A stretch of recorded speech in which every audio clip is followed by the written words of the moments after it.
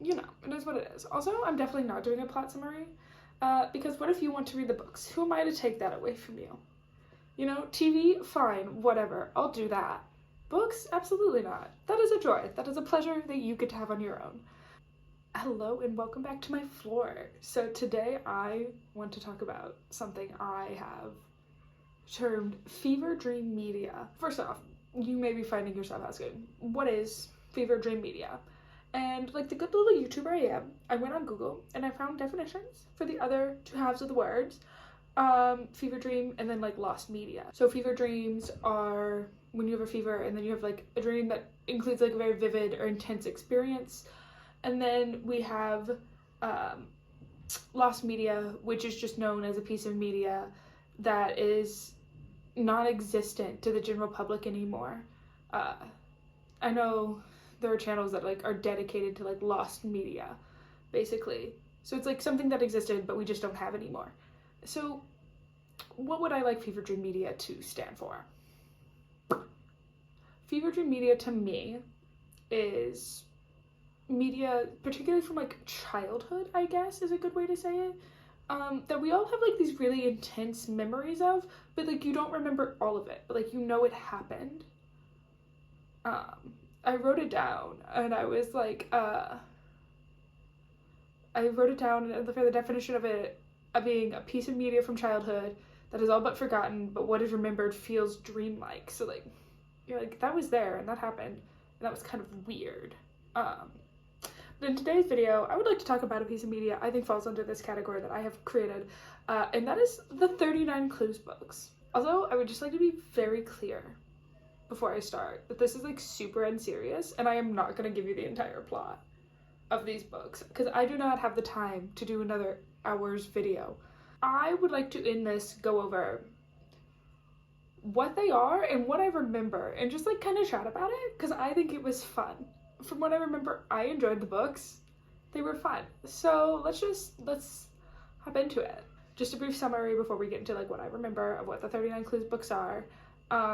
They were a book series that began in like 2008 and like the original series ran from 2008 to 2010, and that's what I'm going to talk about because there's actually 26-ish books total, but like the first series is only 10 books.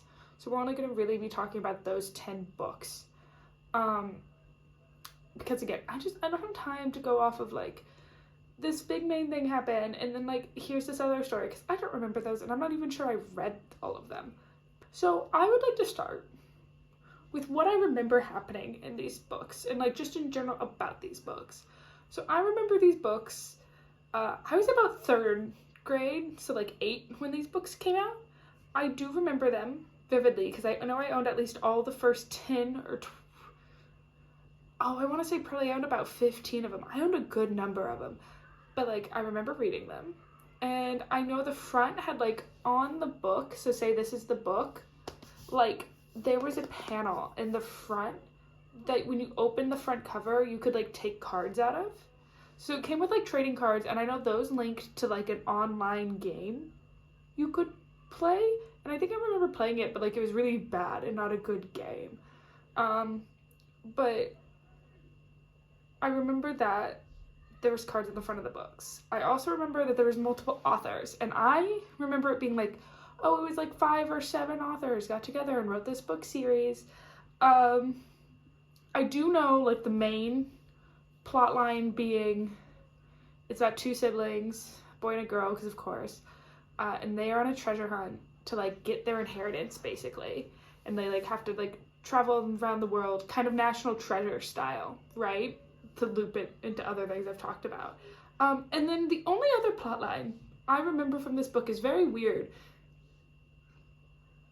And it was that the main girl and like one of her cousins kind of had like a romance plot line, which was odd. But let's just like skip and get into what the books were because I feel like that's a little more important here. And I would just like to talk about them. So like I remembered everything I remembered like happened, just like maybe not how I remember it.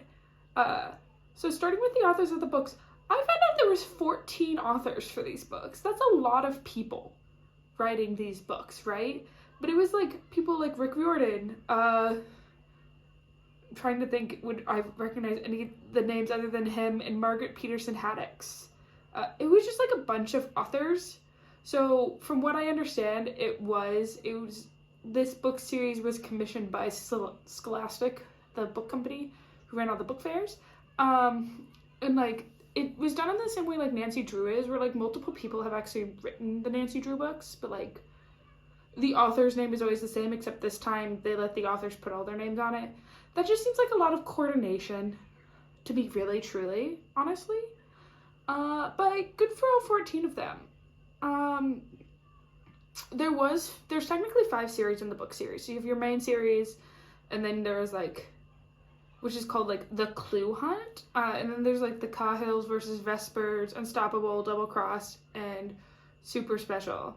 And then the base plot does follow 2 siblings. Their names are Amy and Dan Cahill, and they, as the Wikipedia I pulled this from says, who discover that their family has been and still are the most influential family in history. But like, that's just a very brief overview of the plot. So like, what was the actual plot of these books, you may ask? Let me tell you. Amy is 14 and Dan is 11, and they are orphans who discover upon their grandmother's death that the Cahill family has shaped most of world history. Woo! And in her will, she's like, you can either take $1 million, like each member of my family, or you can join the Clue Hunt. So they decide to join the Clue Hunt, and they have to go around the world evading other members of their family. And so like each book covers like one location they travel to with their with Nellie, who's like basically their nanny because they're orphans. So she's like what is it called? It's like a new pair or something.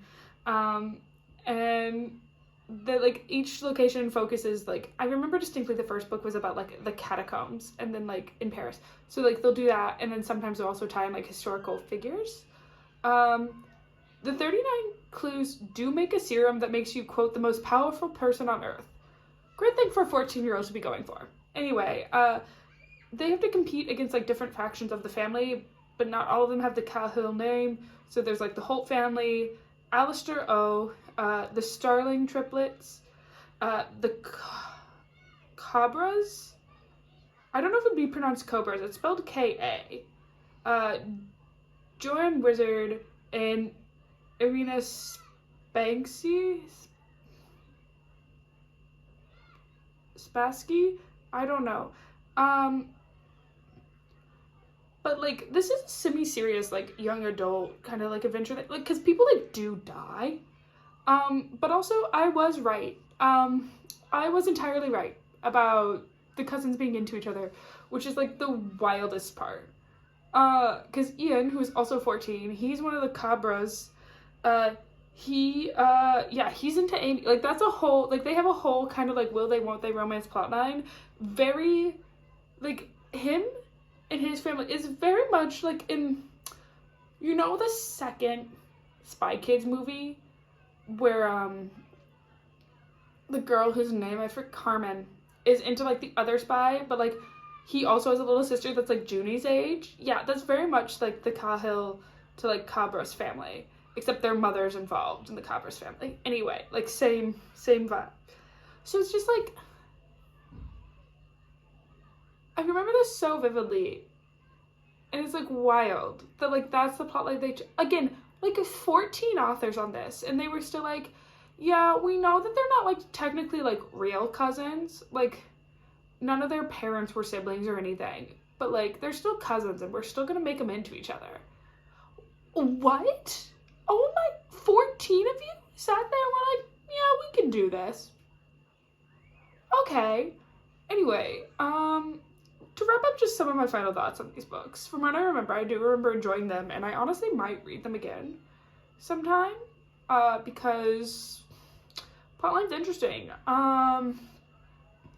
I also just, like, every time I've remembered these books, I always go, oh, like, there should have been a show for this. Like, why was there never a show for this? Or, like, something, you know?